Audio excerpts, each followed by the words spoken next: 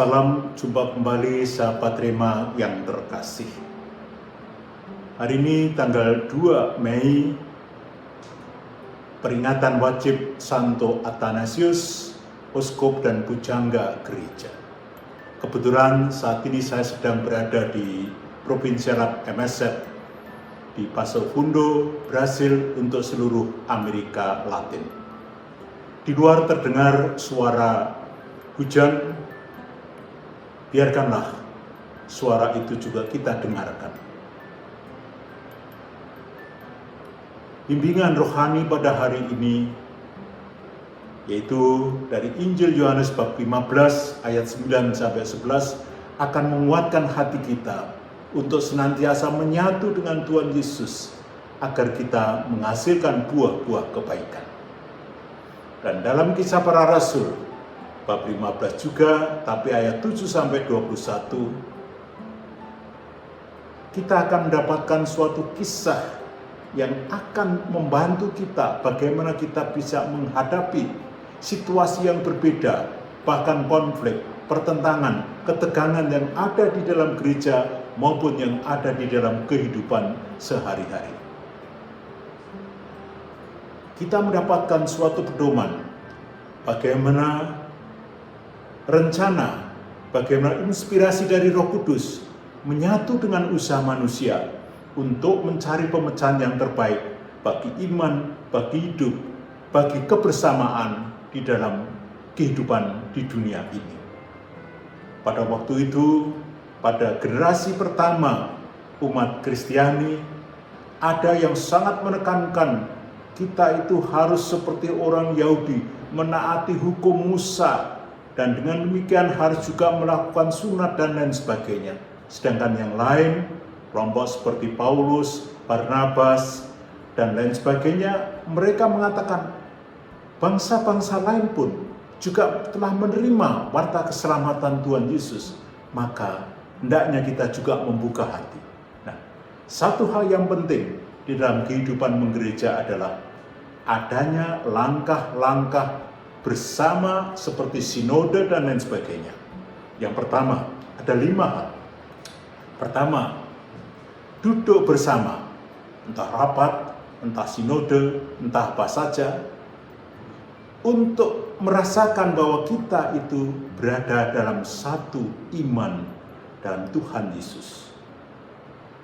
Yang kedua, setelah kita duduk bersama, lalu kita menyampaikan apa yang ada di dalam pikiran kita. Sharing pengalaman.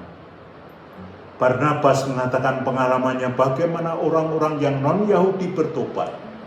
Paulus menceritakan dengan semangat bagaimana dia mewartakan sabda Tuhan. Dan banyak orang, baik Yahudi maupun non-Yahudi, menerima warta keselamatan. Petrus pun juga menceritakan pengalamannya. Yakobus pun sebagai penjaga iman Kristiani di wilayah Yerusalem, Judea, dia pun juga menceritakan. Setelah itu, mereka merefleksikan bersama, diskusi bersama secara terbuka.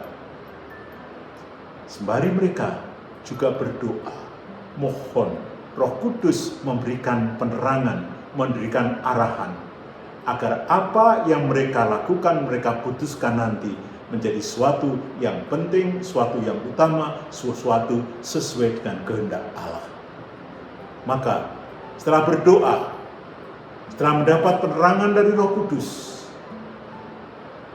para rasul diwakili oleh Petrus sebagai wakil Tuhan Yesus pada waktu itu, Yakobus penjaga iman yang tradisional, lalu dinyatakan bahwa hendaknya kita membiarkan orang-orang yang non-Yahudi menjadi pengikut Kristus, mendengarkan warta keselamatan Tuhan, bertobat tanpa menjalani kebiasaan-kebiasaan Yahudi.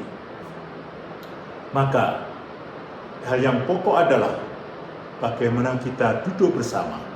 Kalau ada masalah dalam kehidupan kita, di dalam keluarga, di dalam paroki kita, di dalam masyarakat kita. Yang kedua, lalu kita menyampaikan apa yang ada di dalam diri kita masing-masing, tanpa rasa takut, tanpa merasakan dirinya yang paling benar. Nah, setelah itu diskusi bersama secara terbuka, mencari pemecahan, agar kita bisa mendengarkan juga pendapat orang lain. Hati-hati, kadang-kadang kita punya kecenderungan bahwa pendapat saya lah yang paling benar. Nah, ini gejala-gejala yang tidak baik. Maka kita harus rajin mendengarkan orang lain di dalam diskusi, supaya kita pun juga terbuka terhadap kehendak Allah melalui sesama kita.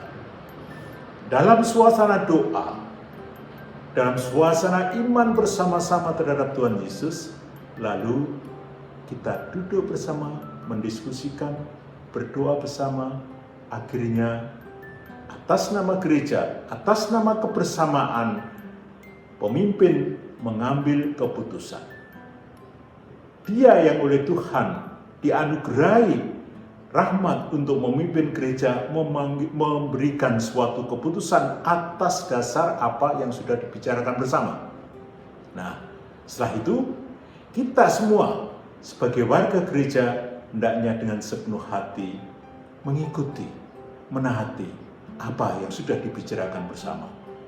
Itulah ciri gereja Katolik universal, menyatu dalam Tuhan.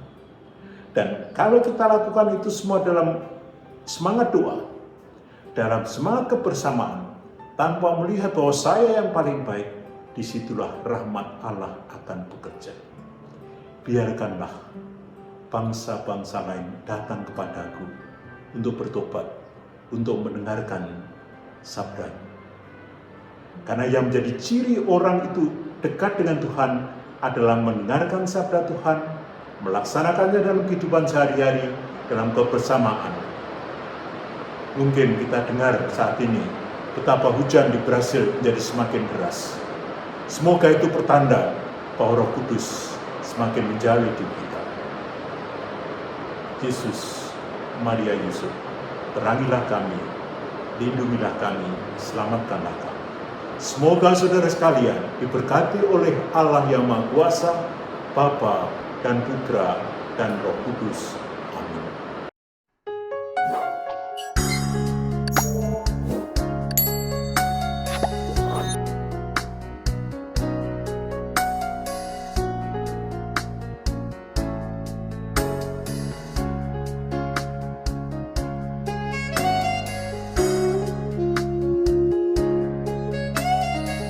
Sahabat Rema, sampai jumpa dalam program berikutnya.